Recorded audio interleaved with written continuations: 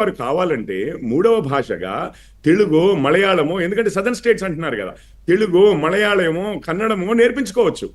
కానీ వారు తెలుగు నేర్పించడానికి, కన్నడం నేర్పించడానికి, మలయాళం నేర్పించడానికి కూడా ఏమాత్రం ఆసక్తత లేదు. అసలు మేము కేవలం తమిళము లేదా మమ్మల్ని కొలనైజ్ చేసిన బ్రిటిష్ వారి భాషలు నేర్చుకుంటాము, కానీ మాకు అసలు దేశంలో ఇతర ఏ భాషతోటి సంబంధం లేదు. మూడవ భాష ఏదైనా నేర్పించుకోవచ్చు అన్నారు. హిందీ నేర్పించుకోమని కానీ ఏ ఉత్తర భారత భాష నేర్పించుకోమని అనేది ఏమి లేదు. అసలు ఆ పాలసీ, 3 భాషల పాలసీ తీసుకొచ్చిందే కాంగ్రెస్.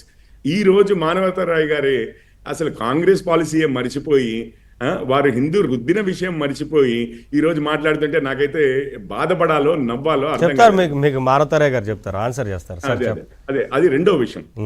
ఇప్పుడు ఇంకొకటి, మానవతారాయ్ గారికి ఇంకో ప్రశ్న. అసలు ఈ సమస్య అంతా ఎక్కడి నుంచి వచ్చిందో మీకు ఒక్కసారి అర్థం చేసుకోవాలి. రాహుల్ గాంధీ గారు జిత్నా ఆబాదీ ఉత్నా హక్ అన్నారండి. ఎవరికెంత జనాభా అయితే వారికంత హక్కులు అన్నారు. మరి అది ప్రాంతాల వారీగా, మతాల వారీగా, కులాల వారీగా అన్ని విధాలుగా అప్లై అవుద్ది కదా. ఇప్పటికిప్పుడు మన క్యాస్ట్ సెన్సస్ అని చెప్పి ఇప్పుడు జిత్నా ఆబాదీ ఉత్నా హక్ అనే కదా మన రాష్ట్రంలో కూడా మనము రిజర్వేషన్స్ పెంచుకున్నా ఇంకొకటి చేసినా కానీ ఎవరికెంత జనాభా వారికి అంత హక్కు అన్నారు. ఈవెన్ ముస్లింల జనాభా కూడా ఇంత శాతం ఉంది, దాంట్లో బీసీలు ఇంత శాతం అని చెప్పి అన్నారే, దాని ప్రకారం హక్కులు కావాలన్నారే కాంగ్రెస్ వారు. మరి ఈ రోజు సడన్ గా అంటే వారి ద్వంద్వ వైఖరి గురించి చెప్తున్నాను.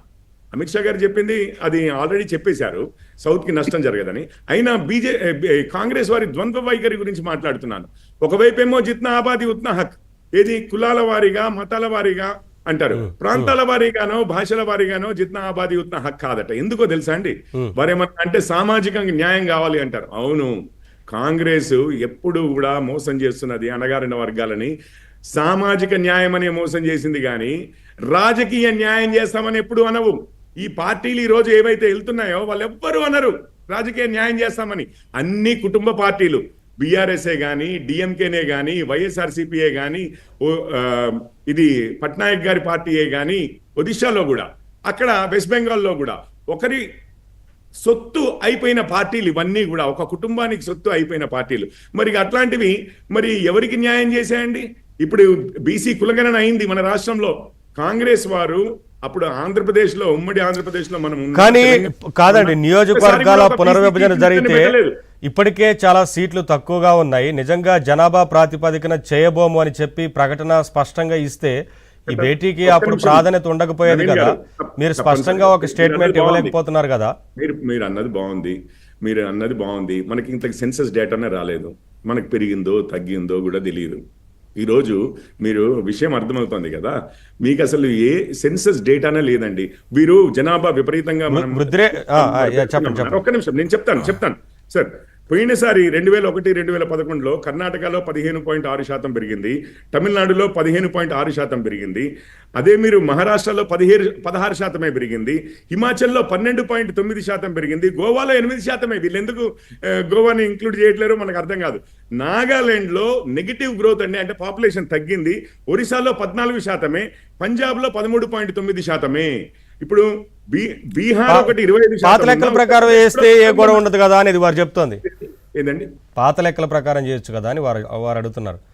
తప్పనిసరిగా మీరు ప్రజల అభిప్రాయం ప్రకారము ఇప్పుడు 4 పార్టీలు వచ్చాయండి సదర్న్ స్టేట్స్. ఏవైతే ఇప్పుడు రాజస్థాన్కి 10%, దేశంలో 10% జనాభా రాజస్థాన్లో ఉంది. మరి కాంగ్రెస్ వారు రాజస్థాన్లో ఇక ఎప్పటికీ గెలవమని అనుకుంటున్నారా? రెండో హైయెస్ట్ పాపులేషన్ ఉన్నది మధ్యప్రదేశ్ కాదు కదా ముఖ్యం. అయ్యో, గెలుపోవటంలో ఎందుకు కాదు? కాంగ్రెస్ వారు ఇది ఇండియన్ నేషనల్ కాంగ్రెసా, సౌత్ ఇండియన్ నేషనల్ కాంగ్రెసా? ఒకసారి వారు ఆలోచించాలి. రెండో విషయము, నేను ఆల్రెడీ అమిత్ షా గారు చెప్పిన విషయం చెప్పాను. నేను అన్యాయం జరగదు, ఈ రాష్ట్రాలకి అన్యాయం జరగదు సదర్న్ స్టేట్స్కి అని చెప్పి అమిత్ షా గారు చెప్పాను. ఇప్పుడు భారత రాష్ట్ర సమితి ఉంది. నిన్నటి వరకు మేము తెలంగాణ ఇంట్రెస్ట్ అన్నారు, తెల్లారితేనేమో భారతదేశ ఇంట్రెస్ట్ అన్నారు, ఈ రోజు చూస్తే సౌత్ ఇండియా అంటున్నారు. ఎక్కడి సౌత్ ఇండియానయ్యా? మీకు తమిళనాడు వారు తెలుగు నేర్చుకోమంటున్నారు. అసలు సౌత్ ఇండియా అని ఈ రోజు మాట్లాడుతున్నారు. అసలు తెలుగు మాట్లాడే మన ఇంట్రెస్టే తెలుగు ప్రజలవే. తెలంగాణ వారి వేరు, ఆంధ్ర వారి వేరు అని చెప్పి కదా పోరాడి తెలంగాణ తెచ్చుకుంది. పోరాడి ఈరోజు కృష్ణా నీటి విషయాల్లో కానివ్వండి, గోదావరి నీటి విషయాల్లో కానివ్వండి, అటు అక్కడ తమిళనాడు కర్ణాటక మధ్య కావేరీ నీటి విషయంలో కానివ్వండి, ఇటు భాష విషయంలో కానివ్వండి, గొడవలన్నీ అవుతున్నవి. సరే మీరు చాలా అడిగారు. ఆగండి సార్, ఈ రోజు సదర్న్ స్టేట్స్ అని వాళ్ళు చెప్పంగానే నిజంగానే ఇదేదో వీరంతా సదర్న్ స్టేట్స్ కోసం అని ఒక సఖ్యత కోసం ఇంకొక విధంగా ఇప్పుడు నేనేమంటున్నానంటే, గోవా మనకన్నా తక్కువ శాతం పెరిగింది జనాభా, నార్త్ లో చాలా స్టేట్స్ మనకన్నా తక్కువ ఉన్నాయి, నాగాలాండ్ ఈవెన్ తక్కువ ఉంది. వీరు అవన్నీ కలిపి చిన్న రాష్ట్రాల గురించి ఆ రాష్ట్రాలు మాట్లాడి ఉంటే మనకు అర్థమయ్యేది వీళ్ళు నిజంగానే జనాభా ప్రాతిపదికన ఏ రాష్ట్రాలకి నష్టం అవుతోందో అని అనిపిస్తోందో. ఎందుకంటే ఇంకా సెన్సస్ జరగలేదు, వాటి గురించి మాట్లాడుతున్నారు. కానీ అట్లా మాట్లాడట్లేరు వీరు. ఒక ఆర్టిఫిషియల్ గా నార్త్ వర్సెస్ సౌత్ అని, south India versus north India అని.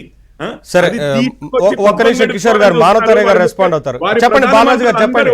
అసలు నార్త్